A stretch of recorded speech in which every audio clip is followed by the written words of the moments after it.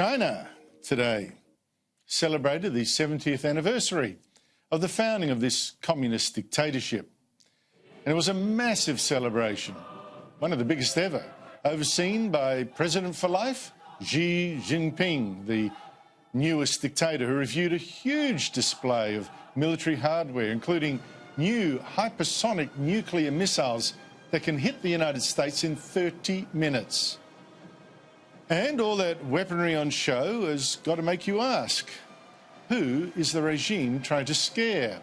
What is it actually planning? And that in turn makes me wonder, what exactly was being celebrated today? Was it a triumph for China or a terrible tragedy? Now, China was a very poor country 70 years ago when dictator Mao Zedong seized power and in 1949 declared a new communist nation.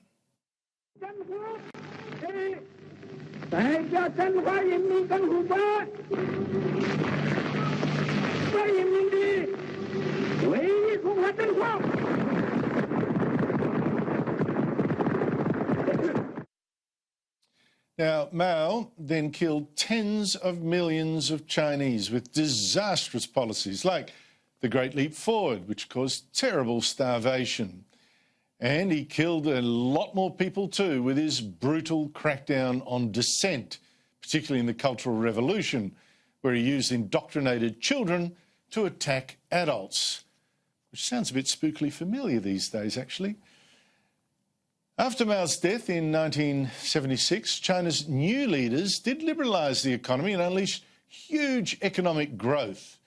And parts of China are now impressively rich. Take Shanghai, for instance.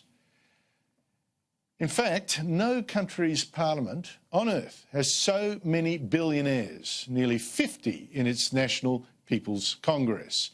By the way, elected only by people who are nice communists. All that wealth in that parliament, that's not quite what communism intended, everyone equal thought.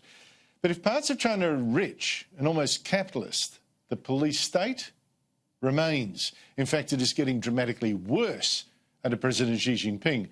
Democracy banned, free speech banned, 1 million Uyghurs in re-education camps, Christians persecuted, human rights lawyers locked up. I was joined earlier by Rowan Callick, who was a foreign correspondent in Beijing for 5 years and in Hong Kong for another 4. Few reporters would know China better.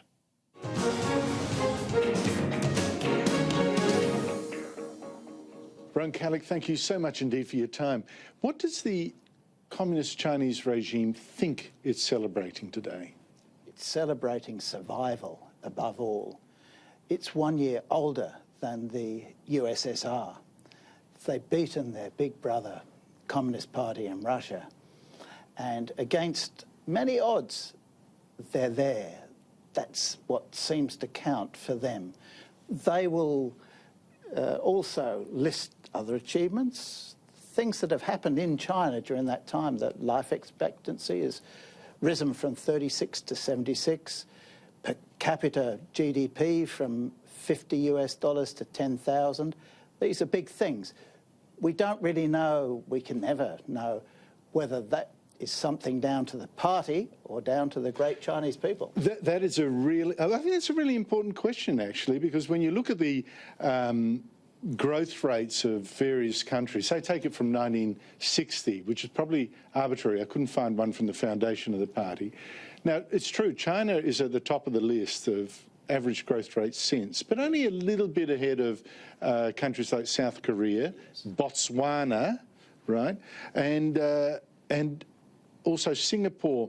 But it is still poorer than all of them. Yes, the neighbours. Some by far. That's right. The East Asian neighbours have done pretty well, and they started off in a similar place, like South Korea that you mentioned. And now South Korea average about 2.5 times more than the average Chinese. At some stage, these countries have tended to be authoritarian as well, but as they've soared past that middle income trap, as they call it, into real prosperity, they've become accountable governments with independent courts.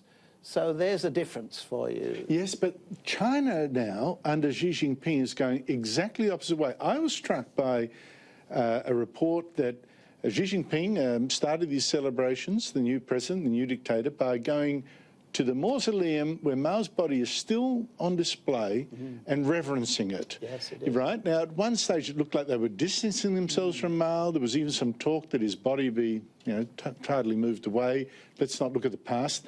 Now he wants China to embrace that past as well. What do you make of that? What they've decided is the reason that the Soviet Union fell apart in 1991 is that they failed to keep embracing the founders. Joe Stalin his name was traduced, and they failed to keep control of history, control of information. They opened up too quickly, this glasnost of Russia at that time. And so their discovery, they feel a discovery is, we keep a tight grip on all those things. And so Mao, as you say, Xi Jinping has said, we should focus on the continuity of the 70 years, not on the 40 that have followed Deng Xiaoping's reform and opening era.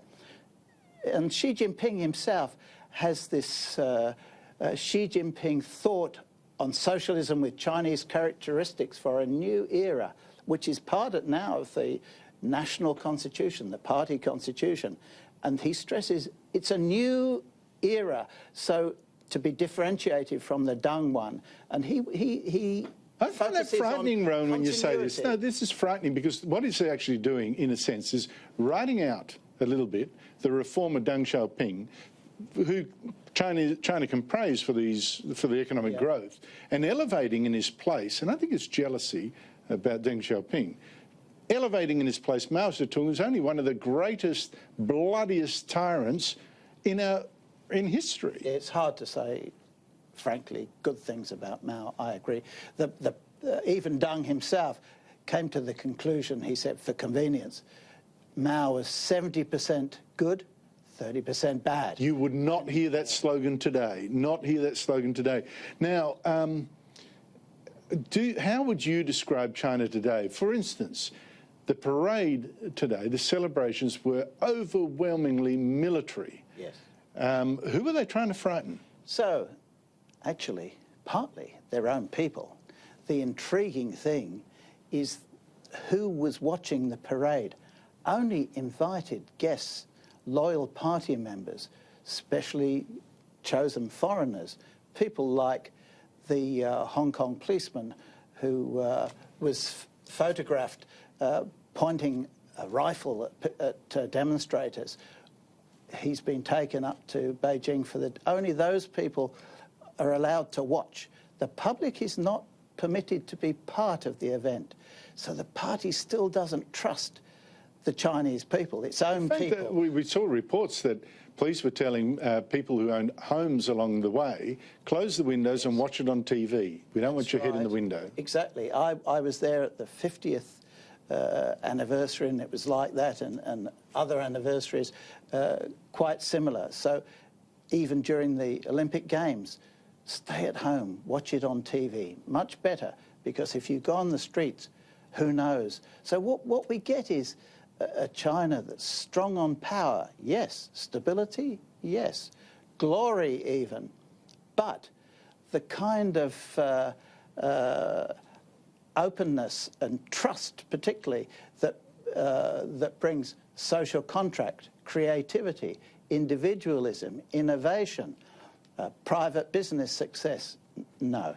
Rowan, when you were a foreign correspondent, you had a couple of stints in Beijing itself, as well as the 4 years over in Hong Kong. But you were writing at a time when there was some optimism that China would be experimenting with a kind of grassroots democracy, at least, right? They were starting to have elections, or at least for the party officials, and not even party officials. So there was an excitement there. That has gone in complete reverse, and I'm wondering, China now, does it frighten you? I'm worried, and I think some people in China itself are worried. When I was at the last National Party Congress 2 years ago. I looked on stage after Xi had given his 3.5-hour speech, and behind him were the representatives of the Chinese establishment, the power elite, including Deng Xiaoping's son and so on. The smiles on their faces were kind of fixed. We're all in this together. What have we done now? We can't pedal back on it, but we've given this man so much power, and we don't know where he's taking us, maybe back to the future.